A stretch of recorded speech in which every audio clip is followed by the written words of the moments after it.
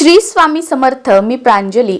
8 तारखेला आहे महाशिवरात्र. महाशिवरात्र हा भगवान शिवशंकर भोलेनाथांची सेवा उपासना करण्यासाठी अतिशय महत्त्वाचा दिवस, प्रभावशाली दिवस. अगदी प्रत्येक घरोघरी लहानांपासून ते मोठ्यांपर्यंत प्रत्येकाचा या दिवशी उपवास असतो. मला तर सांगायचं झालं तर जेव्हापासून कळत नाही तेव्हापासून मोठी एकादशी असेल म्हणजे जी आपली आषाढी एकादशी आणि कार्तिकी एकादशी, त्याचबरोबर ही महाशिवरात्र आणि जो आपला हरतालिकेचा उपवास असतो ना, जेव्हापासून कळत नाही तेव्हापासून अगदी पकडायला सुरुवात केलेली आहे. तर मला वाटतं प्रत्येक घरोघरी असंच असेल. तर या महाशिवरात्रीच्या दिवशी तुम्हाला काहीच करणं शक्य झालं नाही तर साध्या सोप्या पद्धतीने, अतिशय म्हणजे आपण म्हणतो ना की भोळा भाबडा माझा भाव आणि देवा मला पाव, त्या पद्धतीने रुद्राभिषेक कसा करायचा. तुमच्याकडे घरच्या घरी जे साहित्य अवेलेबल आहे, अगदी फक्त देवपूजेसाठी जे आपण स्वच्छ पाणी वापरतो त्या पाण्याने फक्त रुद्राभिषेक कसा करायचा, आणि तेही तुमच्या वेळेनुसार. असं काही नाही की तुम्ही सकाळीच करा किंवा हे करा. तुम्ही संध्याकाळी, प्रदोष काळ जो असतो तो भगवान शिवशंकरांची उपासना करण्यासाठी अतिशय प्रभावशाली आहे, महत्त्वाचा मानला जातो.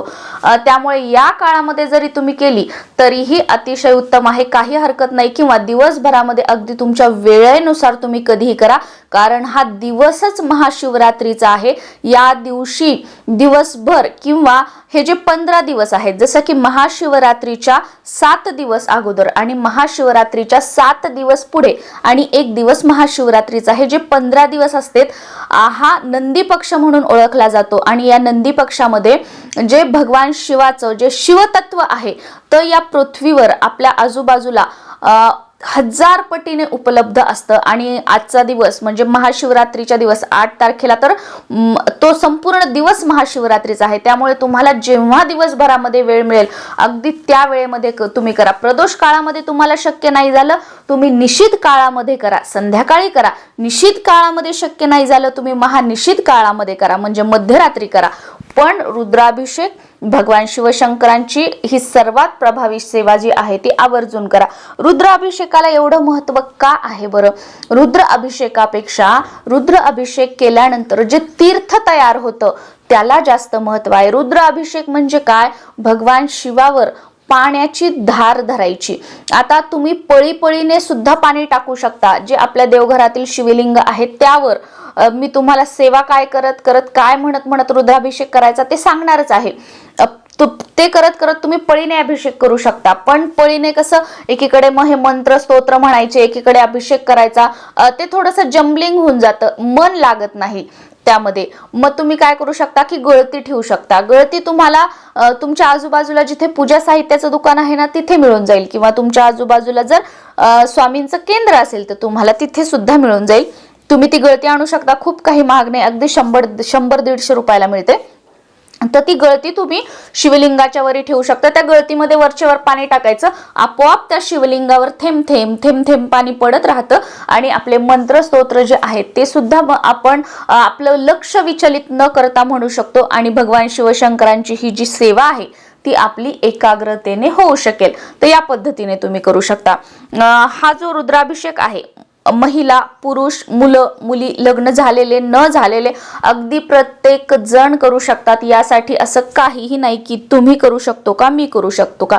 आता या तीर्थाला एवढं जास्त महत्त्व का दिलेलं आहे तर रुद्राभिषेकाचं जे हे तीर्थ आहे, हे तीर्थ तुमच्या घरामध्ये व्यसनी मुलं असतील किंवा तुमचे मिस्टर व्यसनी असतील किंवा तुम्हाला स्वतःला काही व्यसन आहे आणि तुम्हाला ते सोडायचं आहे किंवा घरच्यांचं सोडवायचं आहे, तर त्यासाठी या महाशिवरात्रीच्या दिवसापासून किंवा कोणत्याही सोमवारपासून तुम्ही दररोज रुद्राभिषेक करा. आणि दररोज हे जे तीर्थ आहे ते मनोकामना बोलून त्या व्यसनी व्यक्तीला द्या. 41 दिवसापर्यंत, 41 दिवसामध्ये नक्कीच तुम्हाला त्या व्यक्तीमध्ये फरक दिसून येईल, बदल जाणवू लागेल. त्याचबरोबर वाईट नाद असतील, डिप्रेशन असेल, चिडचिड करत असेल, उद्धटपणे बोलत असेल, तुमचे मुलं मुली, तुमचे मिस्टर किंवा घरातील एखादी व्यक्ती, ते स्त्री असू शकते, पुरुष असू शकते, तर अशा प्रत्येक व्यक्तींना तुम्ही हे जे तीर्थ आहे रुद्राभिषेक करून दररोजच्या दररोज देऊ शकता. फक्त जेव्हा पिरियड्स असतील किंवा सुतक असेल त्यामध्ये हे तीर्थ बनवू नका, म्हणजे रुद्राभिषेक करू नका आणि तेवढे दिवस फक्त हे तीर्थ जे आहे त्या व्यक्तीला देऊ नका. बाकी इतर वेळी तुम्ही देऊ शकता. जेव्हा पिरियड्स असतील तेव्हा घरातील इतर मंडळींनी रुद्राभिषेक केला आणि ते तीर्थ दिलं तरीही चालेल, काही हरकत नाही. पण सुतक मध्ये मात्र पूर्णपणे ही सेवा जी आहे ती थांबवायची आहे. तर रुद्राभिषेक कसा करायचा बघा.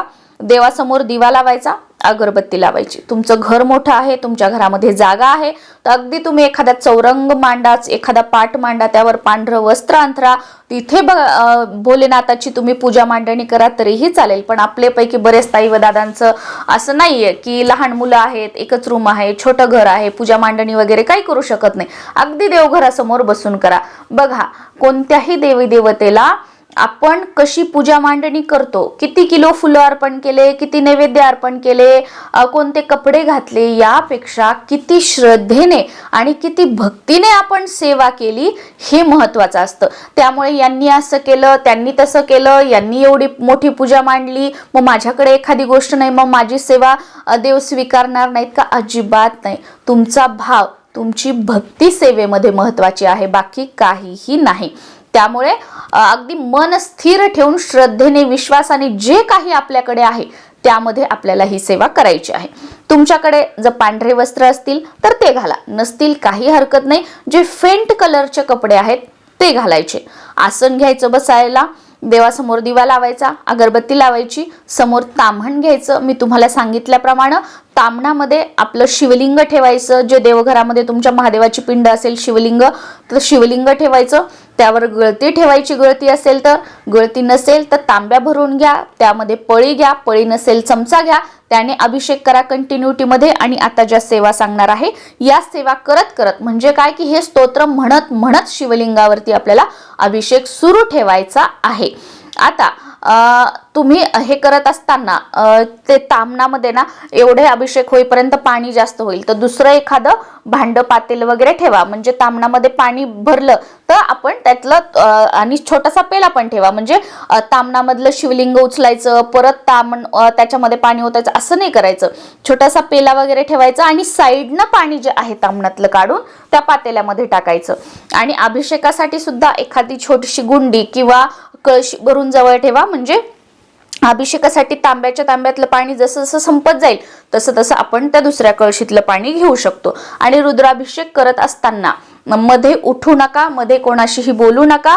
त्यामुळे तुमची वेळ वगैरे, वॉशरूमला वगैरे सगळं जाऊन तुम्ही रुद्राभिषेक करायला बसा. जवळजवळ 1.5 तासापर्यंत तुम्हाला वेळ लागतो, तर यानुसार तुम्ही जे आहे रुद्राभिषेक करायला बसा. आता हे सगळं आपण ठेवलं. त्यानंतर तुमच्याकडे पांढरी फुलं असतील, धोत्र्याचं फूल असेल, बेलफळ असेल, बेलपत्र असेल, ते सुद्धा आपल्याला जवळ ठेवायचं आहे. त्याचबरोबर वस्त्रमाळ असेल, म्हणजे ज्याला बरेच जण कापसाची माळ म्हणतात, तर ही कापसाची माळ जी आहे ती रंगवून घ्यायची नाहीये, तशीच पांढरी घ्यायची. कारण आपण महादेवाला अर्पण करतोय. महादेवाला हळद कुंकू अर्पण करायचं नसतं. महादेव हे वैरागी आहेत, त्यांना फक्त भस्म लावलं जातं. त्यामुळे ती वस्त्रमाळ जी आहे ती रंगवायची नाही. आणि अक्षता सुद्धा शिवलिंगावर फक्त पांढऱ्या आणि अखंड अर्पण करायच्या असतात.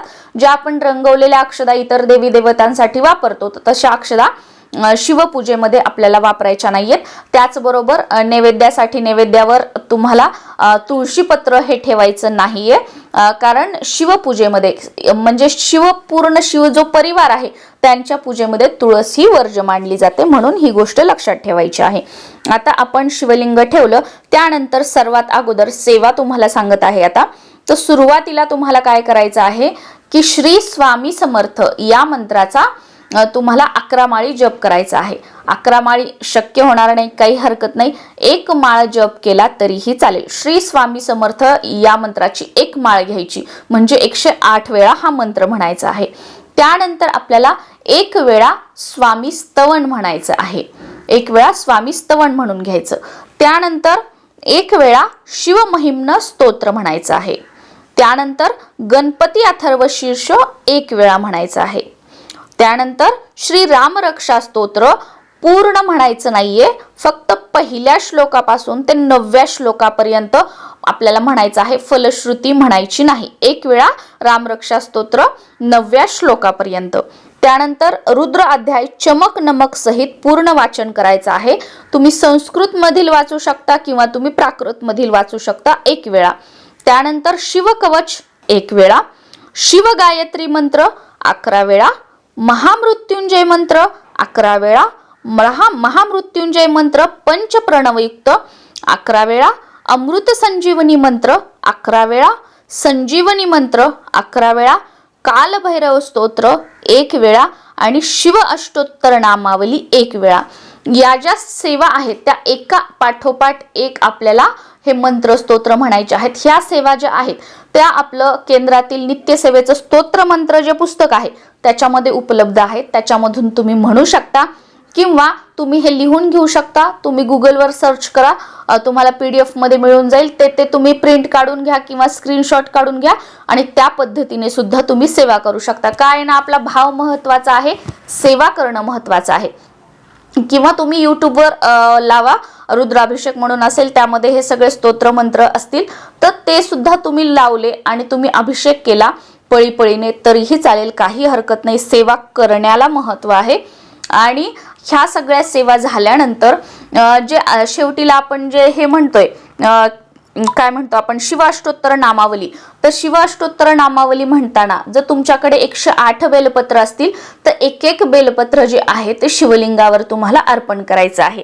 आणि जर तुमच्याकडे एकच बेलपत्र असेल किंवा 5 बेलपत्र असतील तर ते बेलपत्र काय करायचे, आपल्या उजव्या हातामध्ये धरायचे, शिवाष्टोत्तर नामावली म्हणायचं आणि हे म्हणून झाल्यानंतर शिवलिंगाला मग ते जे आपले बेलपत्र आहेत ते आपण अर्पण करायचे आहेत। आणि जे तुमचं फुलं असतील किंवा बेलफळ असेल, धोत्र्याचं फुल असेल, ते सगळं सुद्धा अर्पण करून घ्यायचे आहे, वस्त्रमाळ वगैरे।